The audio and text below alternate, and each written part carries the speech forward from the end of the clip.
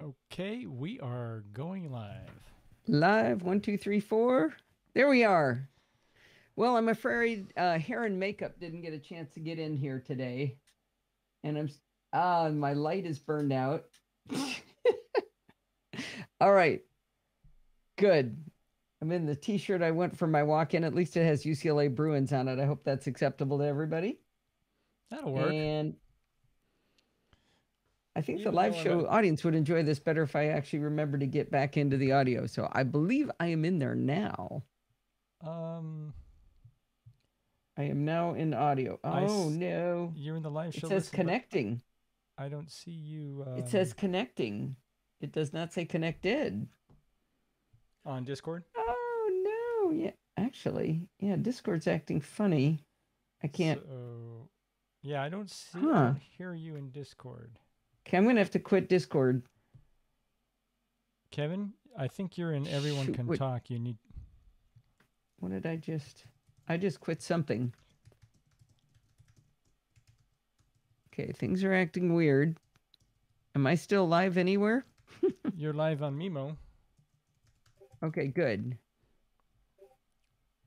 And I'm getting lots and lots of notifications, which is nice. But Discord, I couldn't click into the chat room, and There it you wasn't go. getting my audio. Am I I in th- now? can you hear Allison now, folks? Can you hear me now? In Discord. Video unavailable on website is what Rose said. On the YouTube website. Let me Oh, check that might have that. been a little while ago. Oh, that was at 4:58. Oh, You well, crazy girl. we are streaming, and I'm seeing the stream. Anyone having, Rose, you're having trouble seeing the stream? It was at 4:58, Steve. Well, it's 2 minutes. I started the stream at 4:56. You did. You Oh, see the clock, okay. Sandy? Ian says Do I hear in Discord and website. do a Mac Lurker, refresh, I hear in podfeed.com/live. Yeah, they're good. Sandy. If you see the clock, do the refresh because we are No, streaming. no, no. Oh, I thought she Oh, meant the okay. clock that you have there on purpose. I Okay, think let's see we're if this good. works. All right, just a little bit of sausage there. I look too bright. Yeah, it does look a little bright. Let Yes, me. Frank, as in UCLA. Oh, he's All not in right, my. has Frank found the right chat room yet? No, I don't think so because he's not. Well, he's in the chat room, but he's not in the voice. We can never seem to get him into that chat room, can we? All right, let me see my brightness. Let me bring this down a little bit. Is that better? A little less glare? A little better, yeah. All right, we're just going to go with that because we've had enough technical difficulty for today. I don't know what was going on. The audio was just not coming out of the right stuff. I did have a couple of applications open in my Screencast Online account at the same time, and I think maybe they were getting confused with each other. That's all I Mm-hmm. can figure. So I have figured out something interesting. I was telling Steve I'm working on a new Screencast Online tutorial, and I'm really excited about it. It's going to be on Text Expander, which will be super fun. Yep. But I discovered something interesting. The focal length I chose for my new eyes is exactly the distance to my monitor. That's the outside limit. So I can get closer, but I can't get any farther away from that. Well, my Mac monitor is where my laptop monitor is where I have to do the screencast online video because I need to do this horrible 1280 by 720 resolution so that it blows up real big when you see it on an iPad or something like that. So the problem is it's too far away. I can't see it quite. So I'm struggling with how to get that laptop closer, but still be able to be on the mic at the right distance and everything. So it's going to be tough. Yeah, Frank, I have been learning so much about all the higher upper division level stuff you can do in Text Expander. I wanted to learn that stuff, so there's no better way to learn it than to have to teach it. Um, we need to do roll call, and I am actually going to type for a moment, Steve, the thing we said we needed to tell everybody. You want me to do roll call? Yeah, why don't you do roll call while I type? Okay. So for in the Discord chat room tonight, we have look at that pod feed right at the top. We have Wing Woman Sandy, Wingman Kevin, uh, Beju. I haven't seen Will actually typing, but it says he's here. Bugsy for the first time. Welcome, Bugsy. Glad you're Yeah, here. who's Bugsy? He's new, or she. I've He or she. seen Bugsy before. Okay. Maybe ask Bugsy who they are. Have we met you, Bugsy? E? Say again? Anyway. E. Ian is here. Oh, not in chat. Okay. Okay. Jedi KV. Jinho Choi is here. Dorothy. Mr. Ed. Mr. Ed is back. Good. John is here. Rick, of course. And last but not least, certainly Frank. That seems to be a pretty good collection of folks here. Mr. Ed. Okay. All right. And Dorothy. I did say Dorothy. You got all the way to Frank?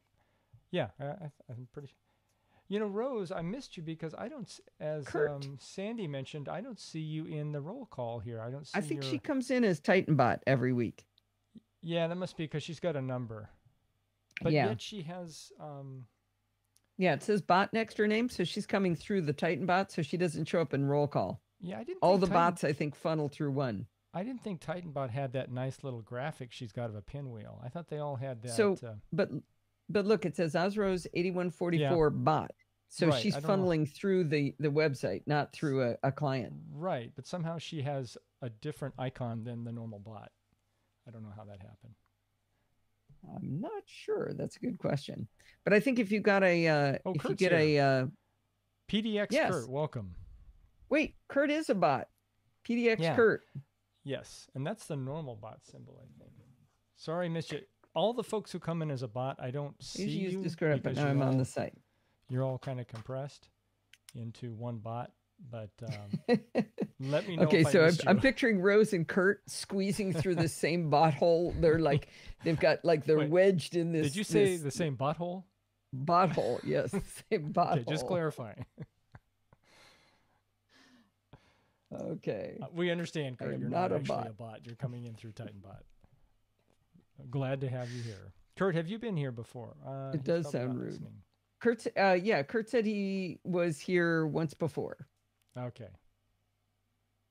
All right. Oh, I didn't put the very end. Yeah, I did. Okay, so I think you might want to refresh, Steve. I've got the full version up there now. Oh, I have not double checked that I fixed my audio problem. Please tell me this doesn't come through my own, or it comes through my headphones. Here we go. Hi, this is Allison Sheridan of the NosillaCast podcast, and I am just so excited to be here. Actually, that's going to be too loud. Hi, this is Dag Abbott. For some reason, Hindenburg playback is coming through my Mac speakers, and I studied the diagram. Playback. Okay, let's try this. Let's try getting it to come out of my actually, let me do this. Let me just open up like QuickTime and play something. Sorry, I'm going to just try. I've actually rebooted to try to fix this. Let's see. Let's do this. I'm just going to try to play some audio for myself. I want to isolate whether it's my whole system or whether it is Hindenburg that's confused. Okay. So QuickTime is coming out of my headphones. That is correct. So it's Hindenburg, whose playback is not coming through the same place as it should be. Is Allison?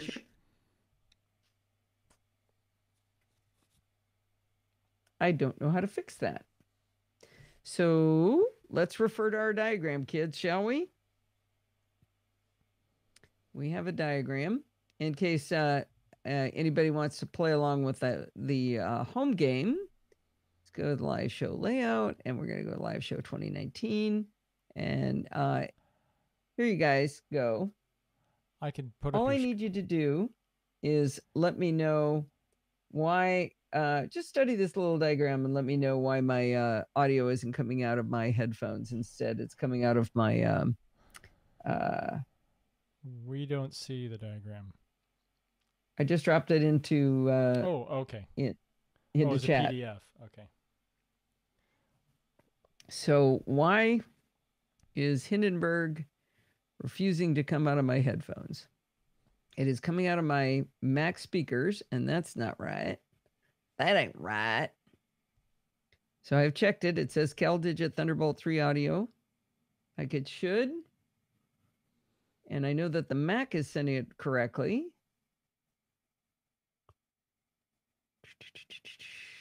Sorry, this is going to be really distracting if I can't hear this, but I mean, I can survive it.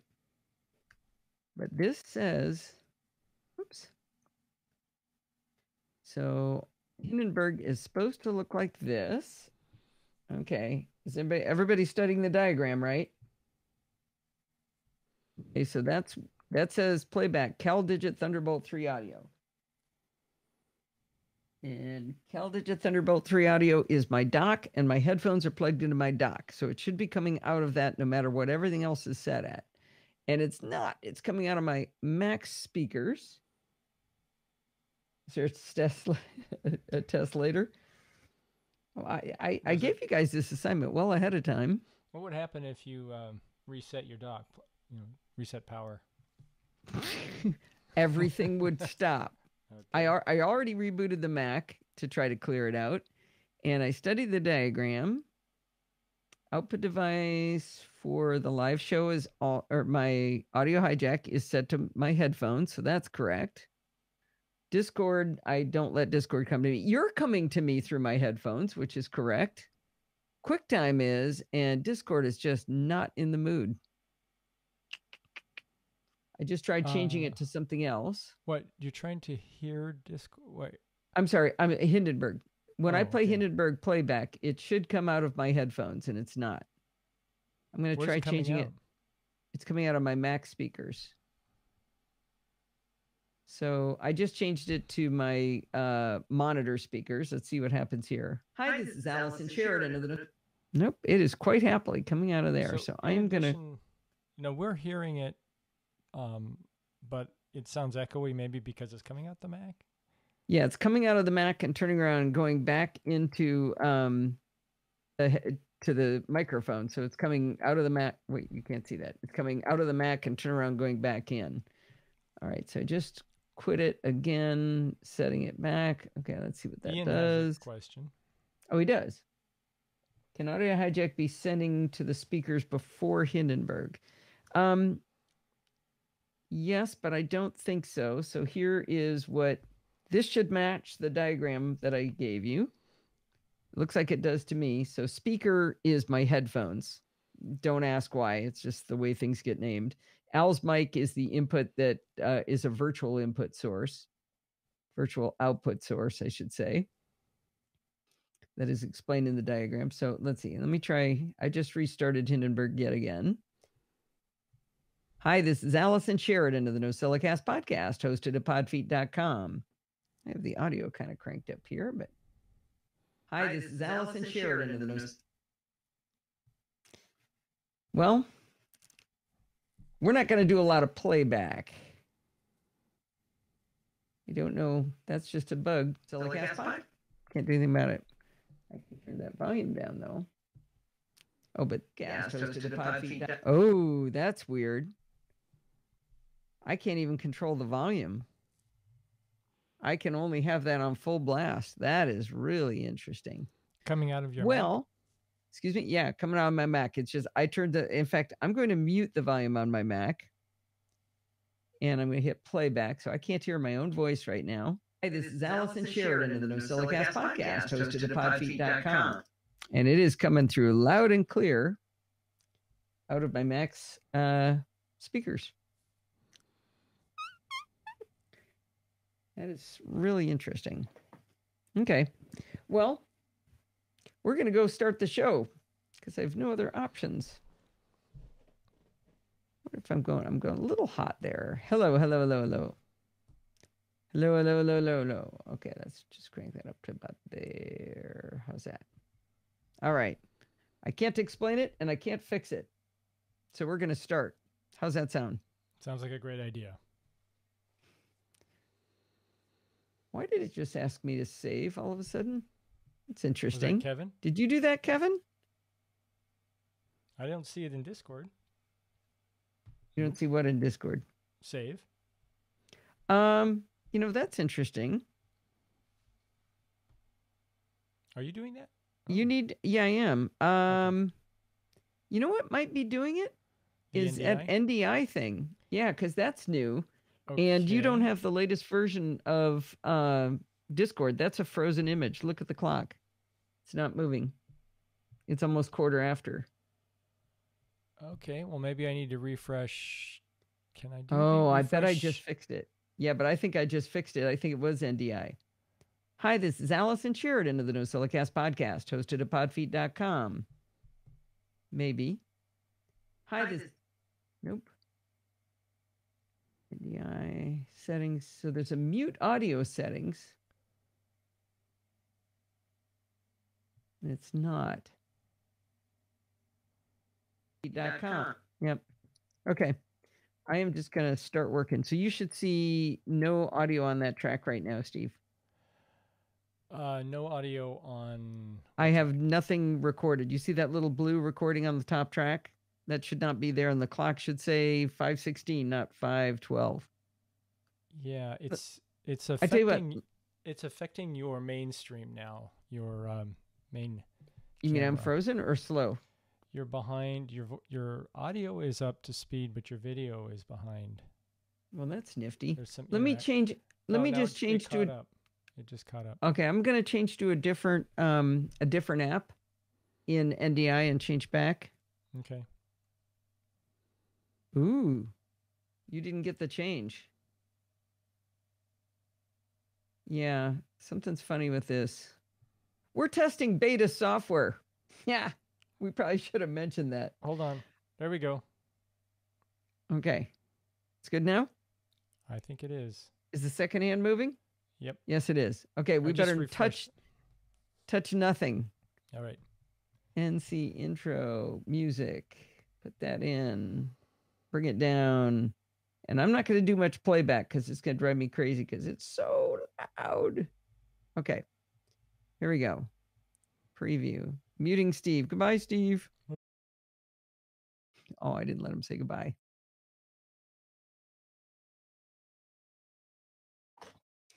I'm going to go get some gum. All right, here we go. Hi, this is Allison Sheridan of the NosillaCast podcast. Okay, that isn't going to work. That's going to feed back. Okay, I know I can fix that. I am going to have to drop the music in after the fact. Okay, here we go. Hi, this is Allison Sheridan of the NosillaCast podcast, hosted at podfeet.com, a technology geek podcast with an ever so slight Apple bias. Today is Sunday, April 14th, 2019, and this is show number 727. Well, we were on travel the better part of last week, and I'm working on a new tutorial for Screencast Online that I'm super excited about. And I'm doing a presentation to a local user group, and we had to binge watch to catch up with Game of Thrones, and I had to walk the dog. And I actually forgot to record a chit chat across the pond with anyone this week. I could have not mentioned this at all. Could have just skipped over it, seen if nobody asked, or maybe, made up some reason like, oh, I had somebody scheduled, but they bailed on me. But I thought you might enjoy the real reason more. Okay, I'm going to drop the audio in. I'm going to have to listen to it for a second, though.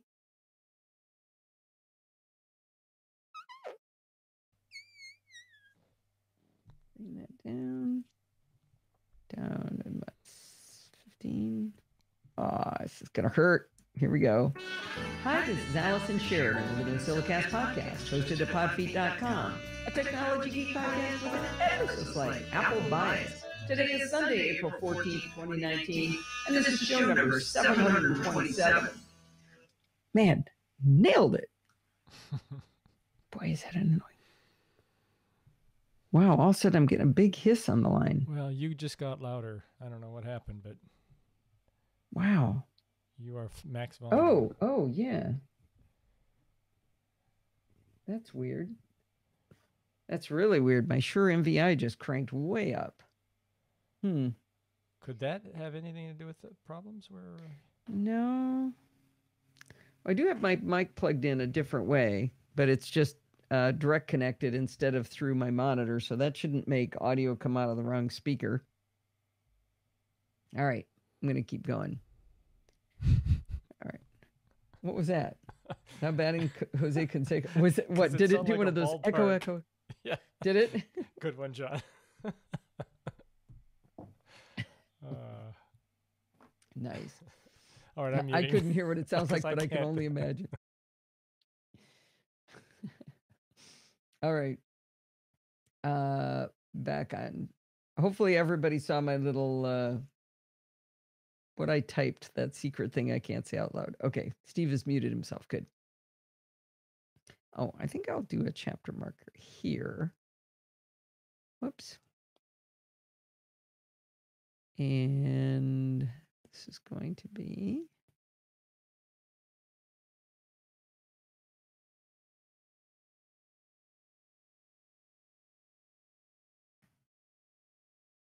right. And copy. Link. Paste. All right.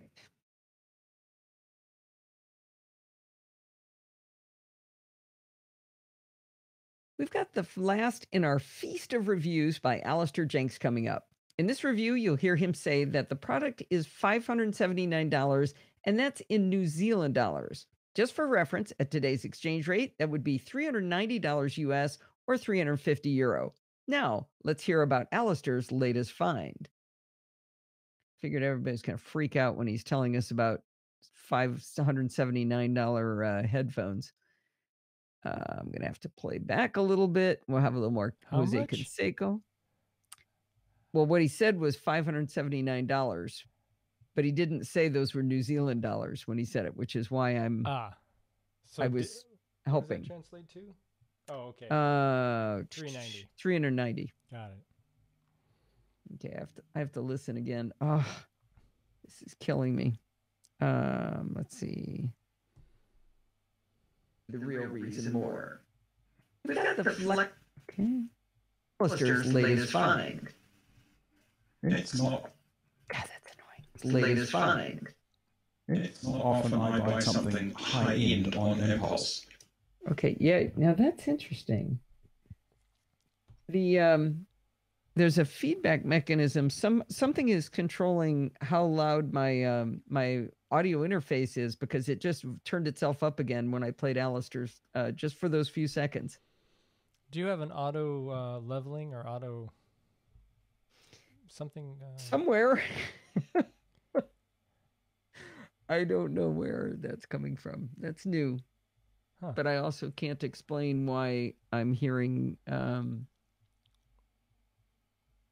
I can't explain why I'm hearing my sound out of that thing. After the show, or while we're still connected, Steve, I'd like to switch or just turn off NDI and see if that's what's causing it, because I can't for the life of me figure out why that's happening. All right. Okay. Oh, hang on.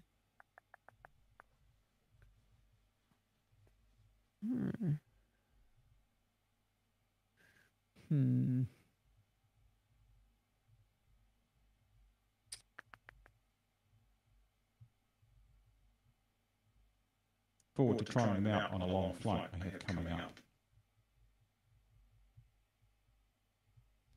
Okay, muting Steve. Those sound really great, Alistair. I'm kind of jealous. I'm not going to lie.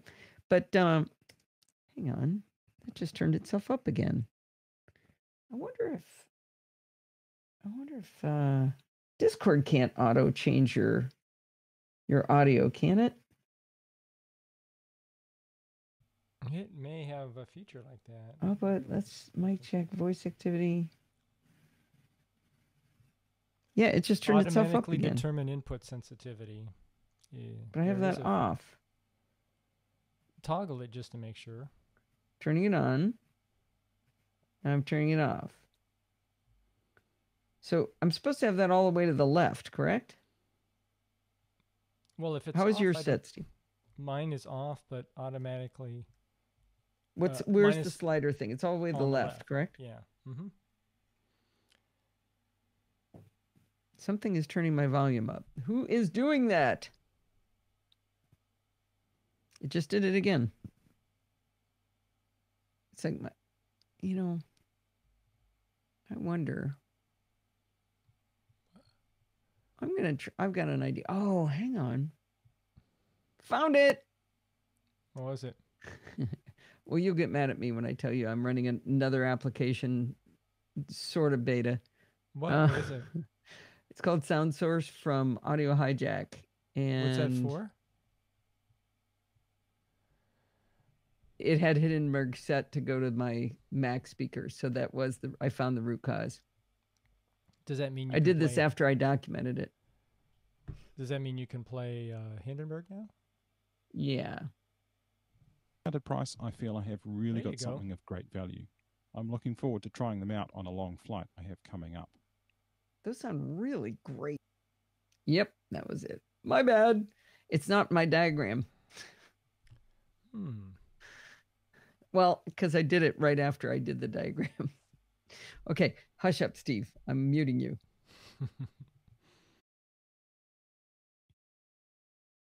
Out on a long flight I have coming up.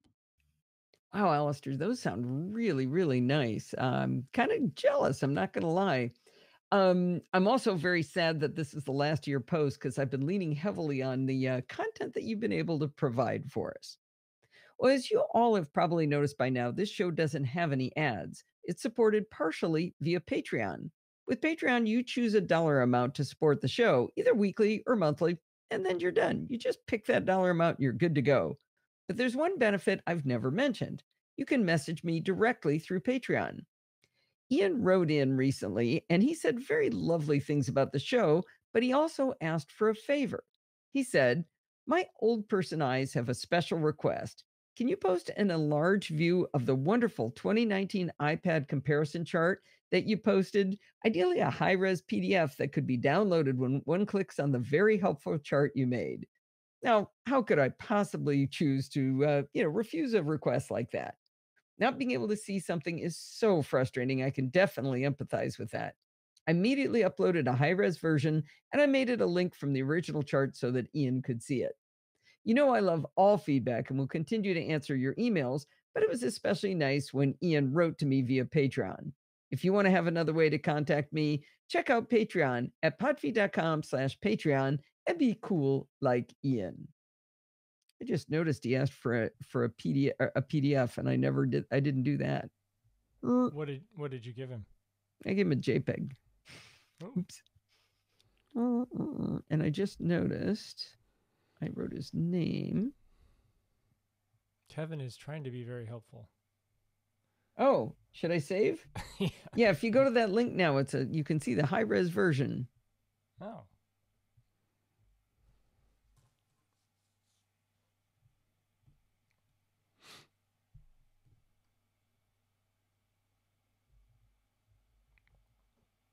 Okay.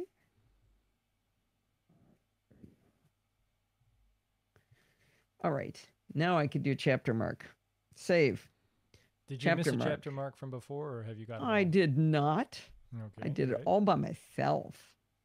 Good girl. All right. Good girl. Okay. iPad mini. URL title. Copy. If somebody could automate this part for me, I would sure appreciate it. Okay. All right. iPad mini. There you go. This is not going to be a long show, by the way. Well, considering we got a late start, that's probably okay. Yeah. We probably will end on time. Yeah. For lucky. Oh. Knocked over my iPad mini. All right, here we go. Muting Steve.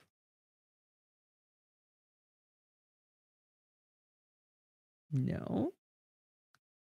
Command R. Back in 2010, lost my voice there at the beginning.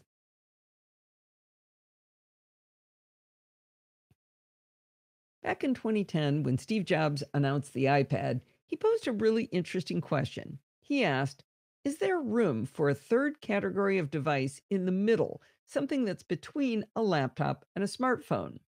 I think most of us would agree that there was room for the iPad. I started thinking about this question when the new iPads came out just recently. We have the big girl iPads Pro at 11 and 29. I started thinking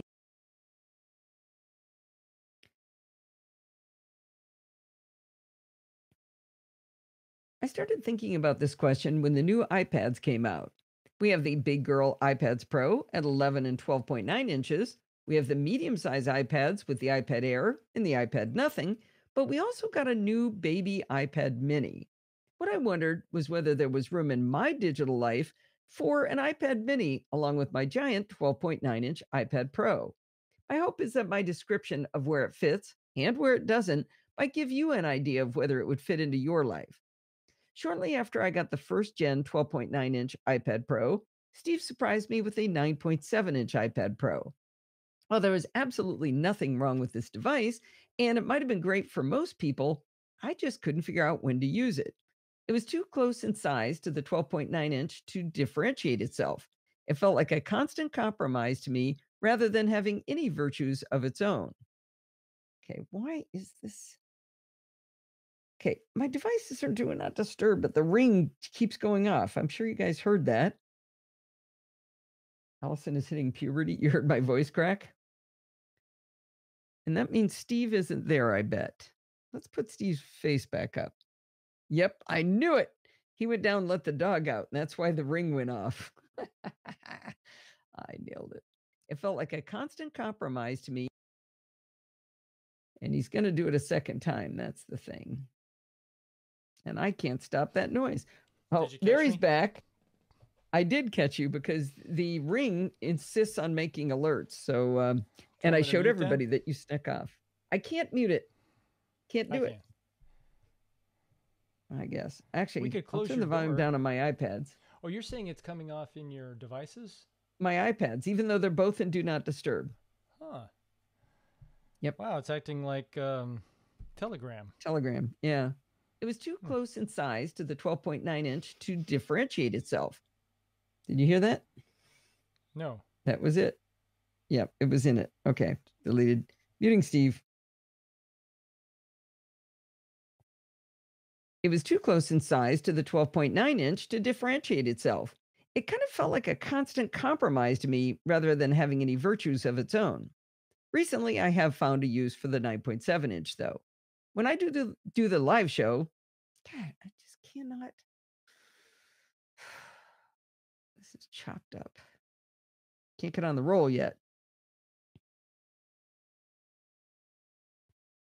When I do the live show, I use a lot of devices. I have my MacBook Pro hooked up to a 27-inch display, but that's still not enough screen real estate. So I use the Luna Display USB-C device to turn my 12.9-inch iPad Pro into a third display for my Mac. I put the live chat room from Discord over on the big girl iPad Pro, and then I can really stretch out on all my screens. Now, you might wonder why I don't just run Discord natively on the 12.9-inch iPad Pro. I did consider that option. The problem is that I route the audio of my voice and playback of recordings from Hindenburg into Discord from my Mac. So I simply have to be in Discord on the Mac. It won't come through if it's coming in just on the iPad. The fine folks at Boinks make Mimo Live, which runs on Steve's iMac and does all of the video and audio switching to produce the live video. They also have an iOS app called Mimo Remote. This is a control surface that allows me to do video and audio switching on Steve's Mimo Live session. It's essential for me for a couple of things. My darling producer has a habit of forgetting to mute himself when I start to record. So sometimes I can hear him typing, chatting to Tesla when I'm trying to record. With Mimo Remote, I can mute him myself. Mimo Remote also shows me both of our camera views so I can actually see Steve and see how my video looks. Since I'm out of screen real estate, the 9.7-inch iPad Pro was my tool of choice to run Mimo Remote. It worked pretty well, placed right in front of me, but it did kind of occlude the bottom of my screen. Now let's talk about the iPad Mini. We're back to the question at hand. Can the iPad Mini have a place in my life that the 9.7-inch iPad Pro did not deliver? I bought myself an early birthday present. I got the space gray iPad Mini, pumped up the storage, and then splurged on the cellular model. I added cellular because I think I was dumb not buying it on my third gen 12.9-inch iPad Pro. When we travel, we use Google Fi for our data, so I could put one of the data cards in an iPad Pro and not have to tether to my phone. I did not want to make that mistake again. As is my goal in life, I bought the iPad mini in the dumbest way possible. I started by procrastinating and not buying it on day one. By the time I bought it, delivery had slipped out a few weeks. I take this as a sign that the iPad mini is in high demand, which is good news for Apple, but it was bad news for me. The other thing that was kind of odd, though, was Apple didn't announce the date when they would be available in store. So I set research assistant Stephen Getz on the lookout to let me know when they were available. He alerted me on March 31st that they were in store, and I checked my local store, but they didn't have the model I wanted. I widened my search criteria, and I discovered that if I drove 35 minutes to the Grove, I could get it on that very day. Now, I should have been working on the show due that day, but I hopped in the car and I spent more than an hour in LA traffic. Yes, there's traffic even on a Sunday. I spent all that time to go get my precious. The good news is I got the iPad mini on day one. The bad news is that even though Steve reminded me, I still forgot to cancel the original online purchase. I can't believe I did that again. It's not the first time I've been that dumb. Anyway, the iPad mini delivery was scheduled for the following Friday while we'd be off in Utah visiting friends. But luckily, I was able to divert the delivery location to my local UPS store. I am sure glad I didn't wait for the delivered one, because on the delivery day, I got a notice from Apple saying, "Oh, yeah, it's like delayed. We didn't really ship it." It didn't come for 3 more days. I probably had had plenty of time to cancel it, but they said it was already shipped. Oh well, it was a quick trip to the Apple store after I picked it up from UPS to return it back to Apple. All right, after all that preamble, we are now in search of the problem to be solved. My process to see where the Mini might fit was to use it as my default iPad and only turn to another device when I didn't feel the Mini suited my needs. The best reason to get an iPad Mini, in my opinion, is for portability. Before I bought the Mini, I cut a piece of paper to the dimensions of the Mini and I checked to see if it would fit in my purse. I carry a very small backpack style purse and it slipped right in. I have found since getting the Mini that I tend to carry it around with me now, where clearly my 12.9-inch iPad Pro was not an option for day to day carrying around. I do remember years ago when I got the first iPad and I had a fairly larger purse, I did carry it around a lot more often. Now, you know how they say the best camera is the one they have with you? Maybe the best iPad is the iPad you have with you. When I got my very first iPad, I tried using it to read books, using both the Kindle app and iBooks, now called Books. I found the iPad to be very heavy for the job, and it was too easy to get distracted and read Twitter and such. I abandoned the iPad for the job and I got a Kindle. I thought I'd give the iPad mini a shot at reading books since Lindsay says she really likes to read books on hers. For 1 week, I used the iPad mini instead of my Kindle, and I gotta say, I went back to the Kindle again.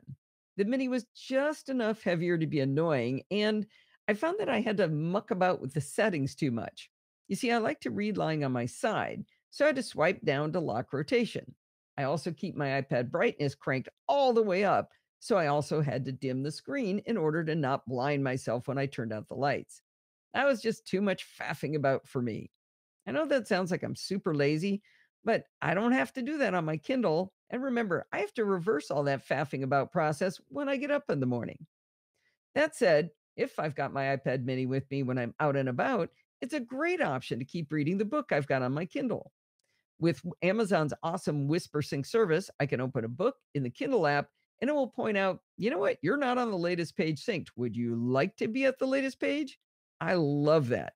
I do read a bit on my phone, but it's a lot more fun on the bigger screen of the iPad mini. Now, my 12.9-inch iPad Pro is my television. In the morning, getting ready, I watch video podcasts, usually Daily Tech News Show. And if Dorothy doesn't come to the gym, I use it to play to watch screencasts online. In the afternoons, eating my popcorn snack, I watch Netflix shows like Grace and Frankie or The Good Place, or maybe some Grey's Anatomy on Hulu on my iPad Pro. When you watch video, have you ever wished you had a smaller screen? Yeah, me neither. Even going to the gym, I really found that the 9.7 inch was too small for the job.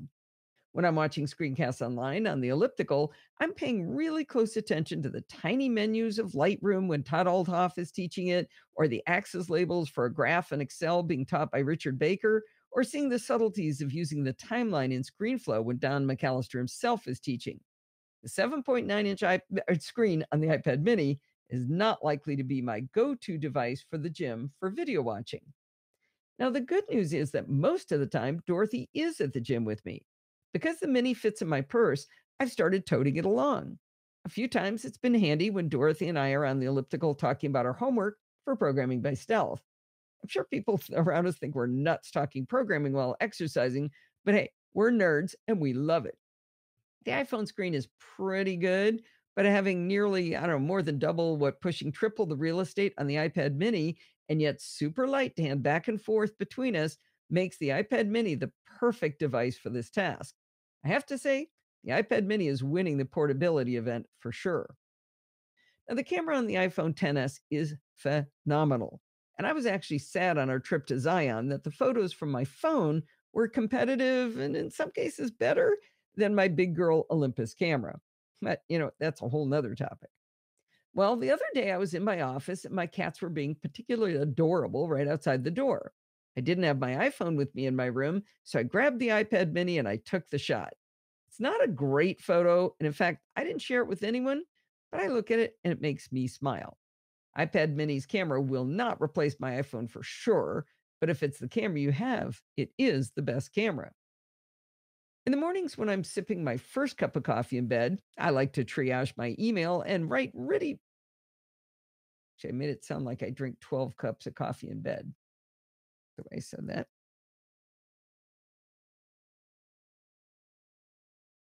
In the mornings when I'm sipping my first cup of coffee sitting in bed, I like to triage my email and write witty responses on social media. The 12.9-inch iPad Pro has been my companion for this since the day I got it. I tried using the iPad mini for the task, and there's one huge downside. While I have the awesome new Folio keyboard from Apple on my 12.9-inch iPad, the mini does not support an Apple keyboard. Typing on iPad screens is certainly possible, but it's not the best experience around. When you shrink down to the mini size, I find in some ways that it's harder to type on than an iPhone. At least with iPhone, they don't pretend you can have a real keyboard. I can get the job done on the iPad mini, but it is not fun at all. For a short period, I tried the split keyboard on the mini to see if it would be possible to thumb type, but I have to keep looking left, right, left, right, left, right to see where the keys are in this non-standard configuration. I should probably make a commitment to try to, I don't know, say for 2 weeks just to really try it so I can truly learn the positions before I give up on it. But it's a pretty frustrating experience right now. I have pretty big hands for a woman, and it's just really uncomfortable to hold the iPad in portrait mode or in landscape. It just doesn't work for me. When Apple came out with Face ID for iPhone, I was immediately a fan. I simply love Face ID. It's wicked fast on iPhone, and I see no downsides to it. Face ID works when my fingers are wet or gooey from cooking or maybe too dry. I knew that buying an iPad mini, I was walking back into the past with Touch ID. But guess what? I like it way, way better than Face ID on an iPad. I can't believe I'm saying this, but it's absolutely true. With my phone, 90% of the time I want to interact with it, it's in my hand. So it's at the perfect angle to use Face ID, and the camera is up at the top.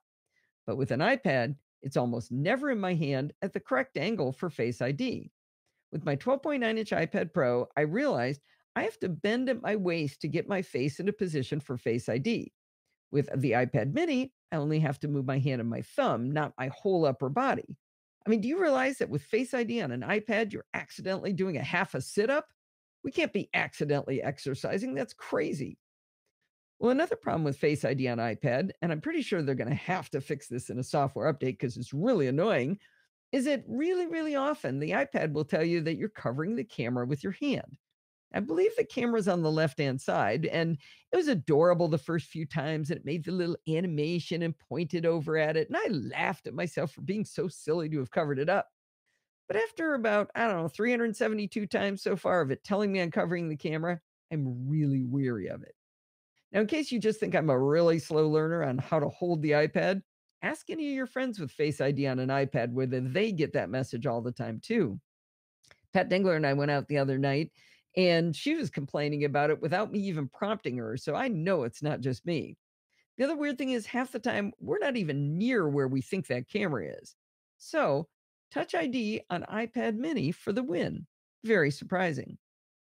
I mentioned way back at the beginning of this that I've been using the 9.7-inch iPad Pro for the control surface for Mimo Live called Mimo Remote. It works, but as I said, the 9.7-inch kind of occludes part of my monitor because it sticks up pretty high. Well, the battery on the 9.7-inch seems to discharge quite quickly, even though Coconut Battery claims it's in good shape. If I don't charge it all week long, even with little to no usage at all, the 9.7's battery will be dead by showtime. I mean, it's easy enough to plug in a lightning cable, but still, it's annoying. Well, I thought maybe the iPad mini would be a better tool for the job, and I was right. iPad mini fits perfectly under my monitor, and the big square button interface of Mimo Remote is perfectly easy to use on that diminutive screen. I'm excited to have this great use for the iPad mini. And when Steve Jobs first announced iPad, he purposely sat in a comfy chair and he leaned back to demonstrate how awesome the product was. The lean back experience is where iPad really shines. I'm actually going to give the win to iPad mini on this one over 12.9-inch iPad Pro. Oddly, it's for the same reason that the big iPad won in the morning. When I'm winding down for the day to watch TV, the 12.9-inch iPad Pro with a keyboard does not give me a lean back experience. I find myself being productive with it. I start typing emails, responding to text messages, and making snarky comments on social media, if that can be called productive. Anyway, iPad mini is way too hard to do those things, so instead I can reach over, grab it, check IMDb to figure out why I've seen that actress, or check the weather or scroll through recent photos. I dislike typing on it so much that it's my preferred lounging, casual use iPad when I'm downstairs. Plus, did I mention it's smaller and lighter to carry down there? Well, bottom line is that I'm delighted with my iPad mini, and it's found many places to squeeze into my digital life. If I had to give up the 12.9-inch or the mini, the big girl iPad would definitely win out. But I still love this little device. I find myself carrying it around the house, throwing it in my purse just in case, and just generally playing around with it much more than I ever did the 9.7-inch iPad Pro. All right. Steve, you talk for a while. I'm tired. Yeah, that was a long one. Good job. Is there a legal limit to how many toys you can own? That was a 3,000-word blog post. Don't test her, please. That's the last thing we need, because she might try. Oh, that's that was 3,000 words? I think so. Let's see. Sorry, 2,908. Not even 3,000. I know. So you probably should save and put a chapter mark in, as reminded by our wingman. Fine. A lot of talk about Face ID and what people are using the iPads for. Yeah, what do you think of that, guys? I have an iPad mini and mostly Chromecast my big TV, but that's unavailable. I watch video on it quite happily. I haven't actually played with just sitting watching video on it. I should try that. Oh, actually, no, I can't do the chapter marker yet. It's too early. Got to record some more. Yep. Goodbye.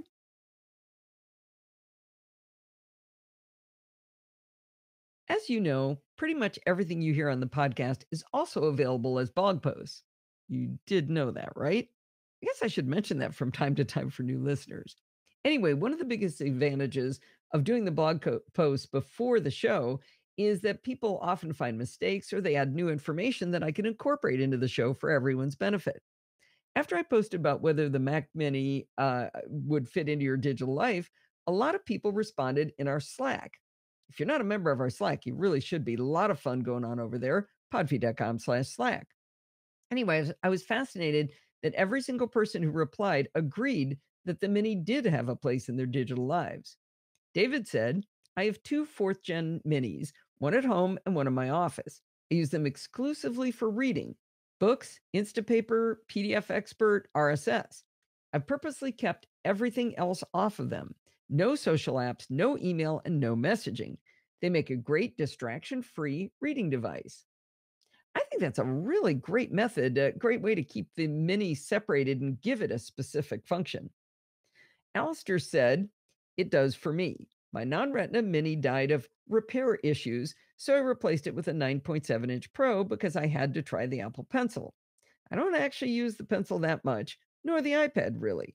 But when the new mini was announced, I found myself trying to come up with reasons not to get one. The Pro has been wiped for sale. Anyone want one? And the Mini is awesome. I've never had an external keyboard for an iPad, save for brief experimentation with a spare Magic Keyboard, and I'm finding the Mini way better for typing because in portrait orientation, I can thumb type just like I do on my iPhone 8. Well, I've met Alistair in person, and I don't know, his hands must be way bigger than mine, and I never noticed that because I cannot thumb type on it at all. In portrait mode, man, it just wants to flip over, so I don't quite know how he's able to do that, but I'm glad the Mini has a place in his life.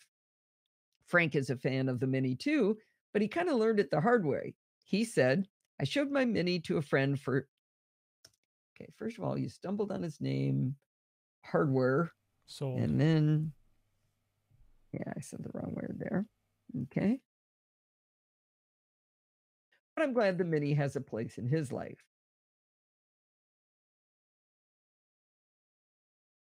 Frank is a fan of the Mini too, but he learned it the hard way. He wrote, I sold my Mini to a friend for his son's use and bought a 10.5 inch. The 10.5 inch is great, but I'd be lying if I didn't say I still miss the Mini. Jill is in the same camp as me. She wrote, I have the Big Pro, and it is great when you have 8 hours of meetings or you want some entertainment. Recently, I got a Mini for bad sleeping habits, but I have fallen in love with the versatility. It's easy to deal with on airplanes. It's great for bird watching surrounded by big binoculars and cameras. I took it to a conference and used it and pencil for notes and schedules. It's a huge hit in a tiny size for me.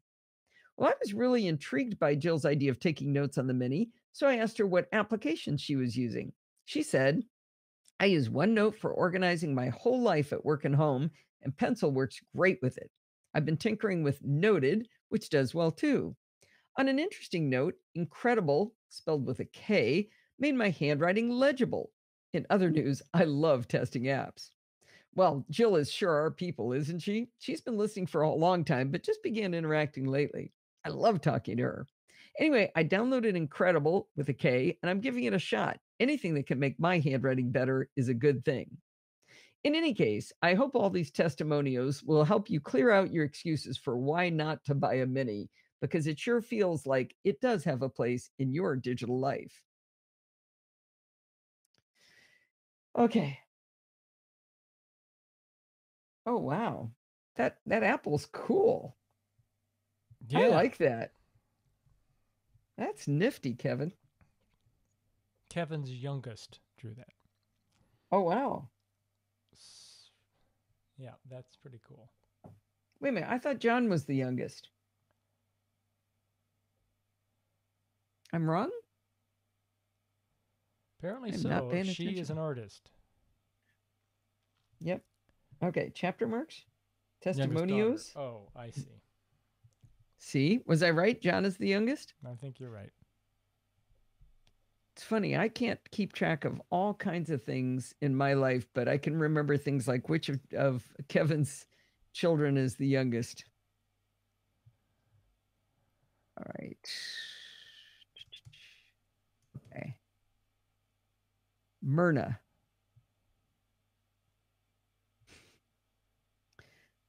Okay, here we go.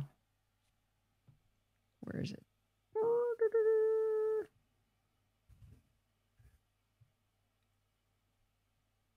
Okay. Home stretch, guys. Home stretch. Is this the last post? Yeah. The one Okay, password I'm going to put post. a little disclaimer in the chat room. Again? Do you want to repeat what I wrote? Well, I'm going to... Oh, it's too far back. This will work. Okay. Remember, it's on screen. Yep. Okay. It's in the video recording is what I mean. Yep. That's why I typed it the way I typed it. Okay. There we go. Okay, here we go. Muting Steve. A few years back, Agile Bits decided to change the business model for 1Password to have not just the standalone one-time purchase version, but also a subscription service at onepassword.com. With onepassword.com, AgileBits took over syncing of our vaults, gave us a web interface, and with the subscription service, they've been able to build in more enhancements than ever before. I don't want to go through all of the angst about subscription fatigue, but rather I want to talk about how great onepassword.com is and how it saved a good friend of ours. In order to tell the story properly, I kind of have to throw our friend Sydney completely under the bus. He gave me his permission to do this because the story is pretty interesting. A few years ago, Sydney and his wife Myrna expressed an interest in learning about how to secure their passwords. On a visit to see them, I sat down with Sydney and I gave him the basic lesson on one password. But we didn't have enough time to really dig in and start working on his passwords. A few weeks later, when we weren't there, Myrna contacted me and we did a screen share where I was able to remotely teach her how to use it. While we were on Skype, we set up a family share account for the two of them at onepassword.com with Myrna as the administrator since she seemed a bit more into it than Sydney. As the admin, Myrna on onepassword.com, Myrna can do things like reset passwords for those in her shared family and do other things to help the family members use the tool. Fast forward to last week. Sydney and Myrna built a gorgeous house in the mountains, so we went out to visit them again. Between hiking, eating, drinking, playing with our dogs, and learning to play canasta, we did still find some downtime to geek out. Sydney asked me if I'd help him finally getting gear on one password. He really wanted to do it, he just hadn't gotten around to it. Of course, I was delighted that he wanted to do it, and I was glad to help. Now, Sydney hadn't been into his vault in a very long time, so he fetched his paper copy of what AgileBits calls the One Password Emergency Kit. Members are issued one of these when they create their initial login. You get a very long secret key on this page and a QR code to scan so you don't have to type in that really long secret key. There's also a place to record your master password. Now, you don't need this crazy secret key very often, pretty much just the first time you log in on a new device. Armed with his emergency kit, Sydney had his master password and we were able to get to work. Resetting passwords on websites is really annoying, and some sites are more annoying than others. I was hoping we would pick a few easy ones first to work on, but sadly, the first one we did was a total mess. It was hard to find the right page to reset it. It seemed to forget the password we created with one password, and it probably took us more than an hour to do just this one login. We were tired after that and decided to wait until the next day to fix another password. Well, that night happened to be a Sunday, so Steve and I were going to be broadcasting the live NosillaCast from their house. Sydney graciously allowed me to use his home office from which to broadcast, and it has a lovely view of the mountains. Steve, sadly, was relegated to the guest room, which also has a lovely view of the mountains. Well, when it came time to do the live show, I decided that instead of having my Logitech C920 webcam pointing at me, it might be more fun for the audience to get a look at the view. I turned the camera on and mounted it facing out of the window. Sydney had been in the live show before, but not in a long time. Steve got him set up with a Discord login at podfeed.com/chat, and he went to town playing with the other live show listeners. Sydney was just really getting into the spirit of things. Well, part of the fun of the live show is how we have a bunch of these silly rituals. For example, Kevin is Steve's self-appointed wingman. He takes his duties very seriously. His main job is to protest whenever I give Steve a hard time for something, like forgetting to mute himself. But his other job is to remind me to save. Now, he must have a text expander snippet for this because he always says it the same way. He says, and I quote, "Save," and add chapter marker podfeet because Steve commands it. I'm pretty good about noticing his messages, but sometimes I get on a roll and I forget to save or make chapter markers. And that's exactly what happened when we were at Sydney and Myrna's house. The whole chat room was hollering at me to save, and I was simply not noticing it. So Sydney figured out a great way to get my attention. He grabbed a piece of paper and he scrawled "save" on it in giant letters. He ran outside and he slapped the paper against the glass right in front of me of my window so I could see it out the window. It was hilarious. Well, it was hilarious until Steve and Kaylee and the others noticed something awful. The paper he had chosen on which to write "save" was his one password emergency kit. Now, to be fair, he wrote it on the back of the paper So the secret info was facing him, not us. And from his side, the paper looked opaque. But for me, with the sun shining through the window, I could see right through the paper and read all of the secret information.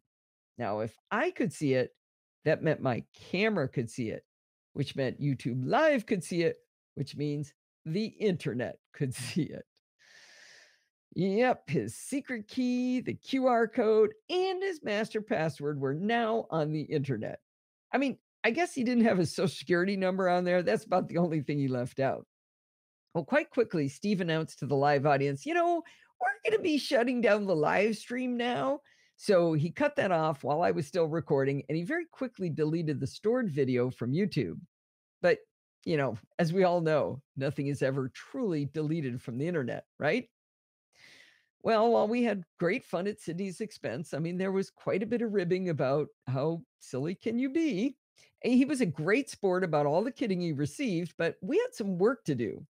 This is where the awesomeness of 1Password.com comes into play. After I was done recording, Myrna logged into their 1Password family account at 1Password.com. Since she's the admin, she was able to go to the people section, click on Sydney, and then on his page, click the 3 dots next to more action and choose delete user. It's kind of interesting to watch how quickly and decisively she did that. No hesitation. Boom, delete. Anyway, we took this sledgehammer approach for a couple of reasons. She could have simply reset his master password, but I wasn't certain whether that would generate a new secret key. Since both were compromised, we decided to just burn the house down. Now, had Sydney created more than one login on his 1Password account, we could have shared his vault to her and then destroyed his account. But as it was the only login he had created, it was already in that shared vault, we knew we were okay to just kill the whole account. Now, the really cool part of the 1Password experience was on Sydney's side. He had 1Password open on his Mac, and he was looking at the vaults when Myrna hit the delete button over on her Mac. Instantly, the 1Password screen sort of collapsed in on itself and just vaporized. It was crazy cool. He was like, wow, that's neat. Anyway, after she was done nuking him, Myrna was able to make a new person for Sydney. He was able to follow the invite link that came to his email and set up his new account. 1Password issued him a new secret key. We double-checked that it was new, and he went over to Bart's awesome xkpasswd.net tool to create his new, long, secure, and yet memorable master password. He recorded the new password, and then Myrna took custody of the paper for safekeeping. She would not let him keep it. I'd like to say it all went as easily as this, but there were a few interesting hiccups to the story, and the solutions may be of service to others. When Sydney went to 1Password with his new shiny password and secret key, we saw his shared vault with Myrna. But when he was looking at it, I noticed the interface in 1Password looked different from mine. I realized he was running 1Password 6, not the new, shiny 1Password 7. With version 7, you get some huge enhancements. In the older version, if you have a login you want to move from one vault to another, say to share with a family member, you have to right-click on it and drill down and down and down through a whole bunch of menus and then choose Move or Copy. With 1Password 7, you can simply drag and drop between vaults. I love this feature. The other big deal is that AgileBits has integrated the Have I Been Pwned tool into 1Password 7. Troy Hunt created this web-based tool at haveibeenpwned.com. Here's the idea. He crawls all of the hacked databases, and then he will tell you if your email or password is in any of them, telling you if you've been pwned. Even if you've been using a password manager for a long time and practicing good hygiene with long, complex passwords, you can't guarantee that the sites you visit will keep good care of your data. With Have I Been Pwned built into 1Password 7, you can always see what work you need to do to stay safe. These two things, drag and drop and integration of Have I Been Pwned, made me want to get Sydney to upgrade his 1Password to 1Password 7 right away. They were entitled to 1Password 7 because they were subscribed to 1Password.com. When I upgraded him to 1Password 7, things got weird. Remember, he was able to log into 1Password 6 with his new password. But when we installed 1Password 7, he could not log in on his Mac. However, he could log in with that password on his iPhone. If I had not been sitting right next to him and sometimes typing it myself, my own little fingers, I never would have believed this wasn't user error because it made no sense. How could he not be able to log in on his phone, but he could log in on his phone, but not on his Mac? I mean, that doesn't make any sense.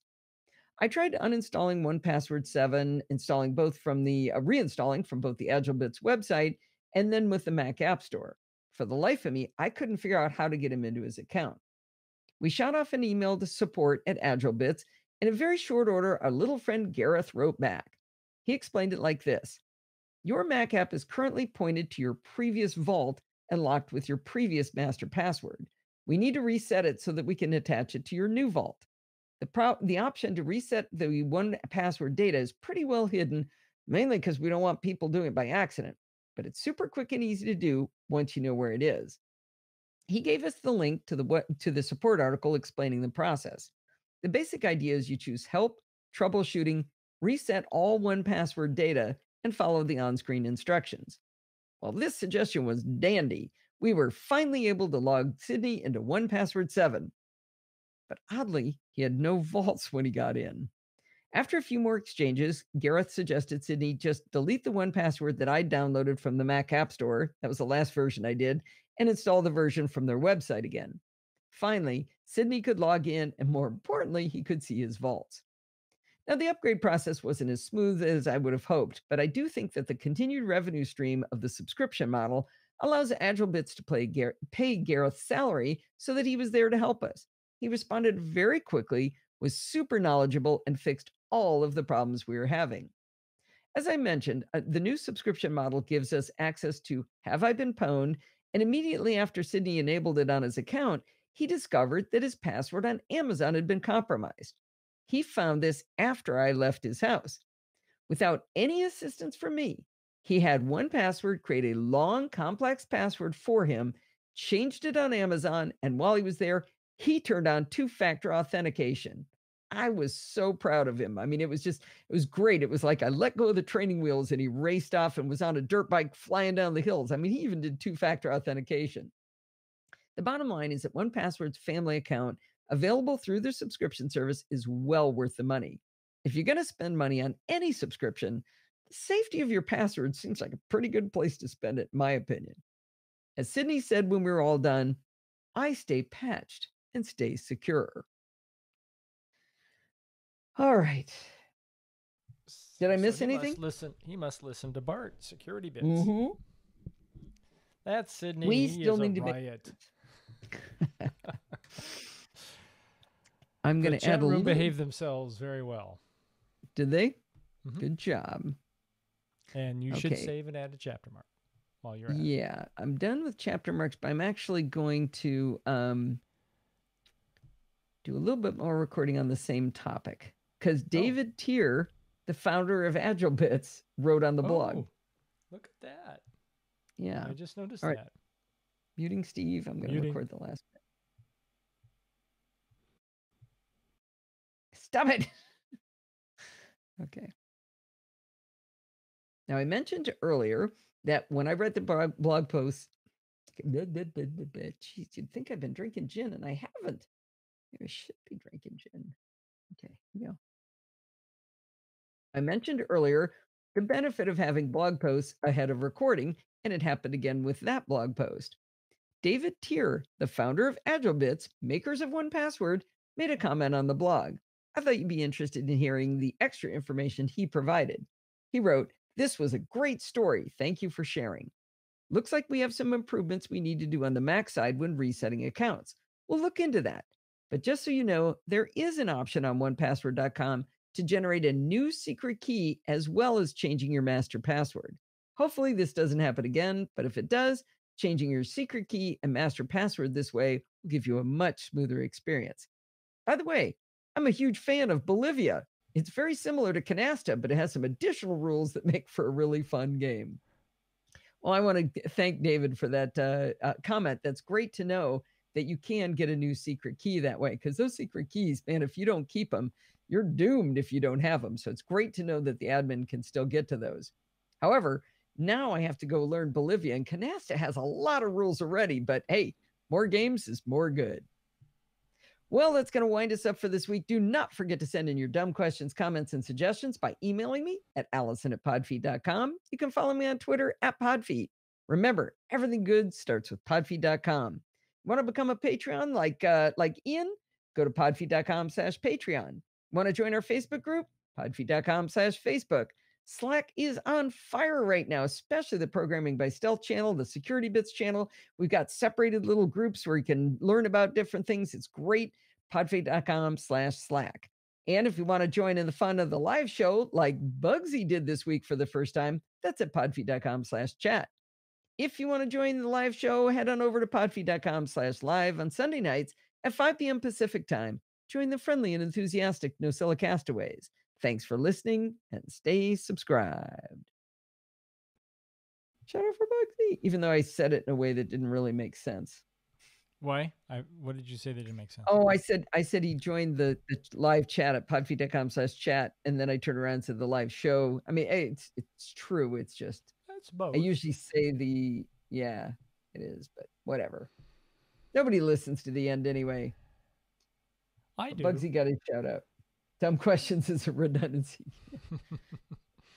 Hey, so has Frank figured out yet how to get his audio working from in the... No. Okay, Frank. No, he's here. Frank, are you? No, but look, he's muted. So Frank, hopefully you're hearing me on YouTube. But at the bottom of your Discord screen, you should see your Wheels avatar. You should see your name that says Wheels, and it should have the little number that's associated with your account under it. Then to the right of that, there's a microphone and headphones and a gear. Click the headphones. Your headphones are muted.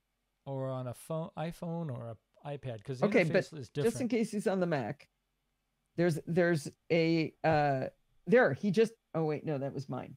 Yeah, you're muted. Yes. I'm sorry. You have your. Yes, Frank doesn't answer it. She gave you. So you do see. He's on iOS. Okay, on iOS, I don't see that option, but I don't usually use iOS. Let me see if I can probably there. I just don't know how to get to it. Discord. Let's see. This will confuse everything. I'm going to be in there twice. Whatever that is. Okay, so if you go to the hamburger menu in the upper left, then it slides over, and then I think you can see your avatar with the blanked out mic and the blanked out headphone. Frank, do you see that? Let's see. You had it on the... so you were hearing audio on the Discord feed, Frank. Is that correct? Or no? It can't be. The problem we're trying to solve is, can you hear audio on Discord for Frank? Because you're in live show listen, Frank. But unlike if you look at everybody's name under live show listen, everybody else just shows their mic is muted. You've got a mic muted and your headphones. Have a line through them. So the way to get to that interface is hamburger menu. Oh, he did have it on the Discord feed, but he returned to YouTube. So you were able to hear us in Discord at one point? I haven't been able to get that answer. I think so.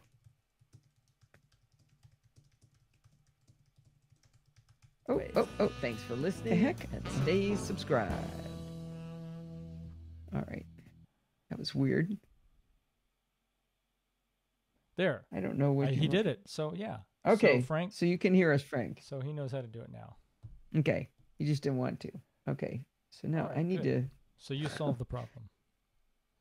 All right. Good. He didn't want to do that. Oh, it's so confusing.